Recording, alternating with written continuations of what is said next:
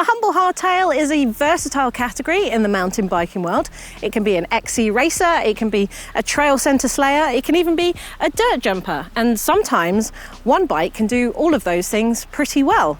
But there are subtle differences in geometry and suspension length that can make them better suited to certain riding categories. So in this video, I'm going to be exploring all of those differences so that I can help someone out there who's thinking about buying a hardtail in the near future.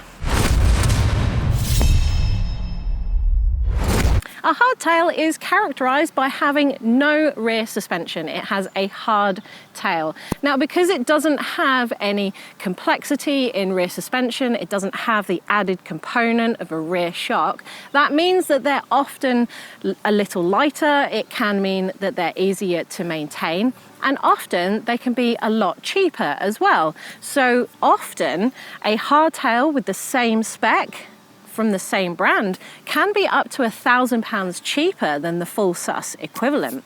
Now, sometimes brands will offer multiple hardtails, and the reason they do this is because they're trying to cater for different types of riders who have different styles or desires when it comes to mountain biking. So let's explore some of the differences on these hardtails now.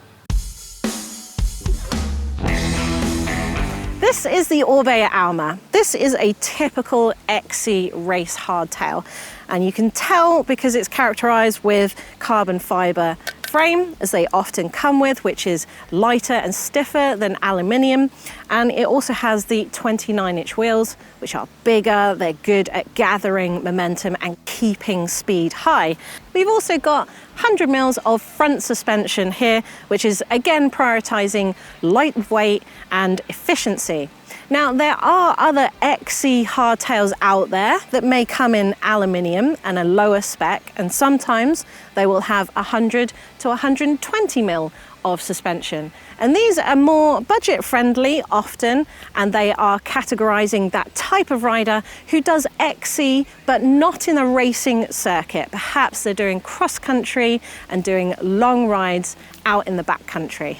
At the other end of the scale, this is the Canyon Stoic, which is more of an aggressive trail riding hardtail, or perhaps an all-mountain hardtail.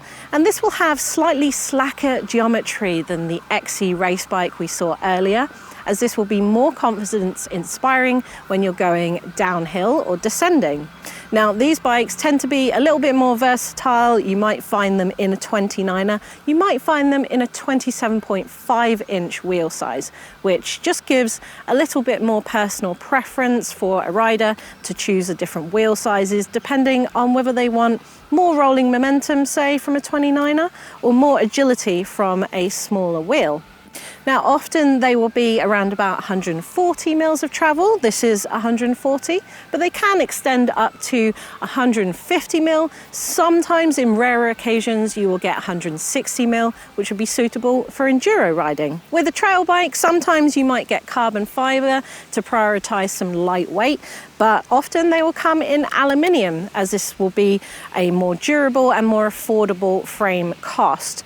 And also the components will favor more affordability and durability as well, and they will be much more robust than an XC race bike. And just bear in mind that there are other categories out there that may not be suited for you if you want a proper mountain bike. So for example, a trials bike or a dirt jump bike, they're very good at their categories. You might be able to take a dirt jump bike to a pump track, for example, but it won't be as efficient as pedaling as something like a trail bike or an XC bike if that's what you want to do.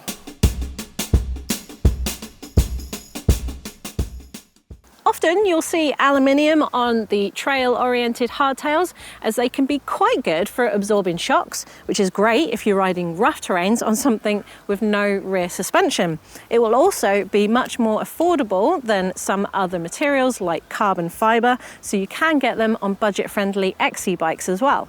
Carbon fiber tends to be lighter than aluminium, so you will be saving weight, but it is more expensive than aluminium, so you won't be saving on costs. So this is for people who want to prioritize performance and lightweight bikes over affordability. Other materials out there include steel and titanium. So steel will offer quite a shock absorbing, a smooth ride for a hardtail, but it can be around about the same price as aluminium, but it will be slightly heavier. Now titanium will be slightly lighter than steel, but it will give the same sort of smooth characteristics. However, it will be much more expensive and sometimes can be as expensive as carbon.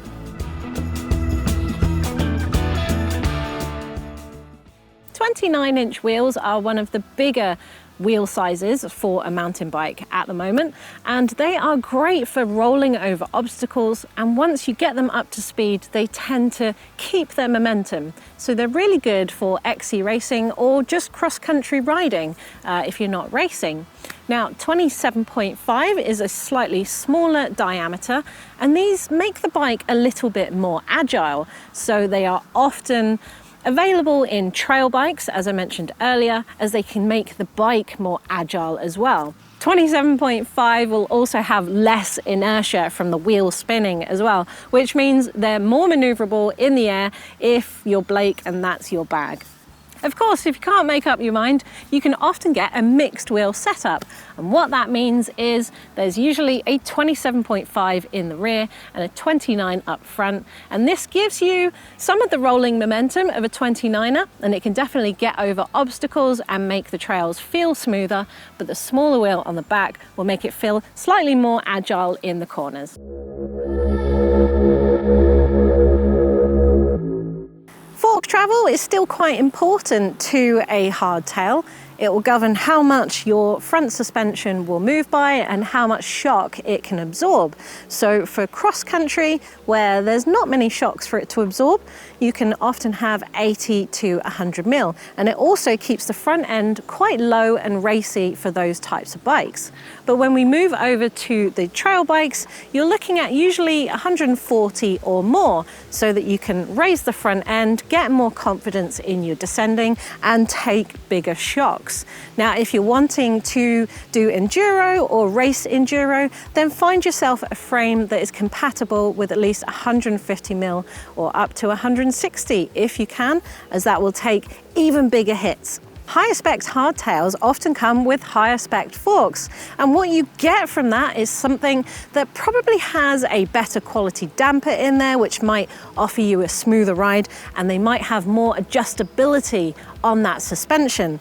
But what I would say is don't get bogged down with this too much, because often forks and internals for forks can be upgraded in the future. So if you decide that you want to improve your ride, you can do that later, or even replace the fork altogether.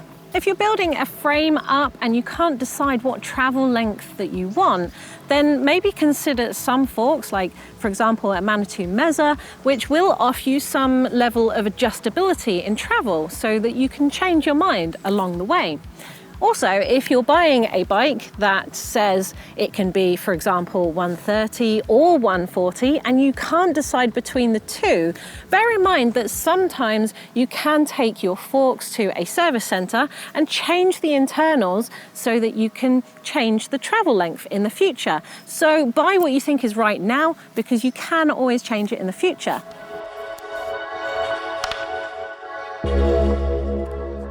If you're not quite sure what your hardtail is designed for, maybe you're buying secondhand and you're not sure if it's a trail bike or an XC bike, you can look up the geometry on websites like Geometry Geeks, which will tell you the head angle, for example, and the head angle will give you a good indicator of what this bike is designed to do. So for example, 65 to 67 degrees, which is like a trail-oriented bike, that's quite slack.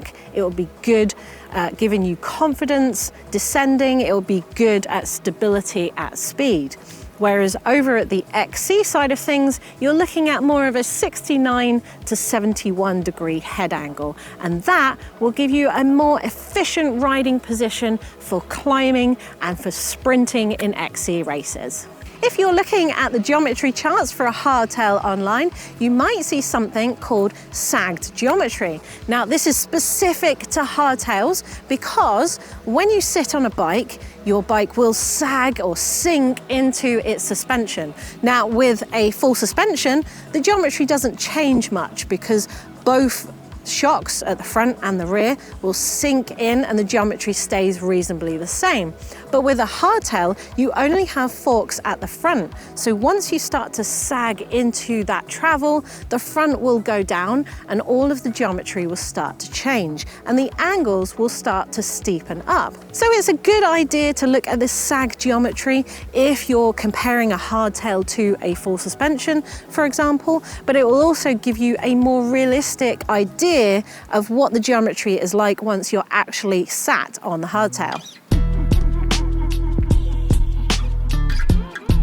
Now, we talked about choosing wheel size, but let's talk about choosing the wheels for your bike or choosing the spec for your bike, as this will vary the price massively.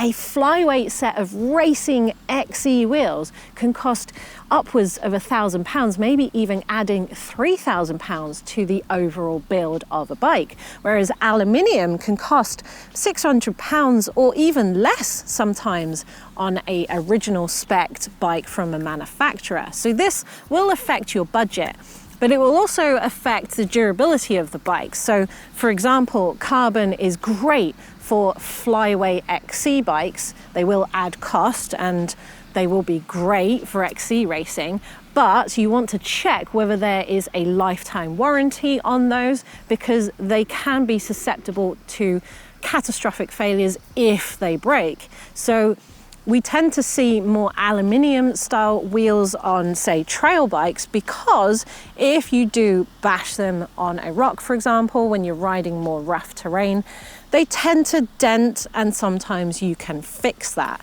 But when an aluminium wheel does catastrophically fail, you often don't get a replacement and you can't fix it. So this is something to bear in mind, just the durability and the affordability that wheels will give that bike.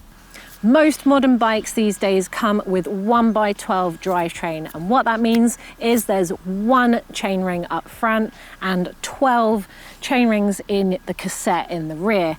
Now, there are hardtails that I've owned in the last year that have come with 1x10 group sets. Sometimes you'll see 1x11, and these will offer incredible value for money because they are slightly older technology, but they will knock a lot of money off the price, and for the sake of 1 or 2 gears, it can be worth it. And sometimes you can change the front chainring to make gears harder or easier if you feel like you're missing that added harder or easier gear from the cassette. Now, I actually did a video on this comparing 1x12 with 1x10 if you want to see the differences. With XC bikes you tend to get 2 piston brakes, and with trail bikes you tend to get 4 piston brakes, and having 4 pistons is stronger and will give you more braking power if you're oriented towards descending, whereas the 2 piston will be good for more performance and lightweight oriented bikes. Now, I would say trust your manufacturer with what they've chosen here,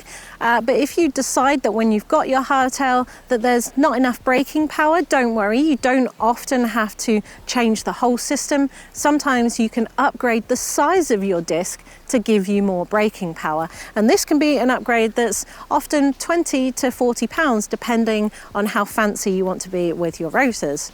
The dropper post, I think, is an absolute must on a hardtail because it allows you to drop your saddle out of the way and get more space for descending and more confidence when descending. And this is particularly important on a hardtail because without any rear suspension, you tend to find that the back end's quite lively and it will bounce around, particularly on rough terrain. So this makes it more comfortable and more safe to ride. Now, what I will say is that budget-oriented bikes don't tend to have dropper posts, but don't worry because most modern bikes will will allow you to upgrade in the future and add a dropper post at a later date. Just check whether they are internally routed for a dropper and that you can upgrade in the future. If you are riding cross country or racing cross country, sometimes hardtails don't come with a dropper, even if they're high spec. And the reason being is that some riders don't feel that they need it if they're not prioritizing descending on a cross country bike, for example, and it will save weight by not having a dropper. What I will say is that sometimes you do get quite a bit of buzz in the rear, and I've had a Canyon Lux with a Ergon all-road seat post, which is kind of leaf sprung, and this offers a little bit of vibration damping, a small amount of suspension, which takes a lot of the buzz out of a rear that is hardtail, obviously. This is something I will suggest to anyone who's doing long distance and perhaps rough bridleways, is look into a suspension seat post or something that offers some vibration damping in there. So in conclusion, no hardtail is born equal. Some have different strengths and different weaknesses, and they may or may not suit you as a rider. So when you're looking for a hardtail, be true to your budget and be true to what your style of riding is. Do you really need that flyweight XE bike, or are you actually a trail rider? Maybe go out and test ride some different models to see what you like and don't like, and be confident in what it is you need, because you're the expert in you. Don't let anyone sway you otherwise. Anyway, hopefully this has helped you with picking out your future hardtail. Let me know down in the comments below what you're looking for, and maybe we'll give you some suggestions as well. Thanks for watching.